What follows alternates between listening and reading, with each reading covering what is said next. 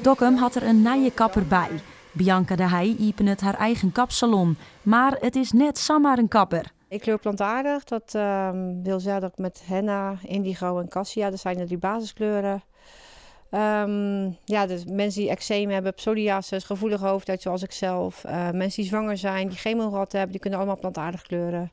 Ik heb hier nu een dame die komt volgende week voor de 3e keer. En ja, die heeft net een chemo achter de rug. En die zegt ook van joh, mijn haar is zoveel beter geworden. Jonken het knippen en verfjen is Bianca ek een soort waande met ontspanning.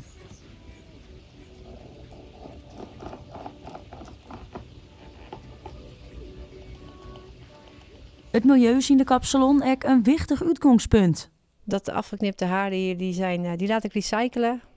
En de verftubes die ik hier eventueel ga gebruiken, ligt eraan of daar vraag naar is hier. Zo niet, dan ga ik volledig op 100% plantaardig kleuren. Dan zijn die verftubes niet eens nodig, maar die kan ik ook laten recyclen.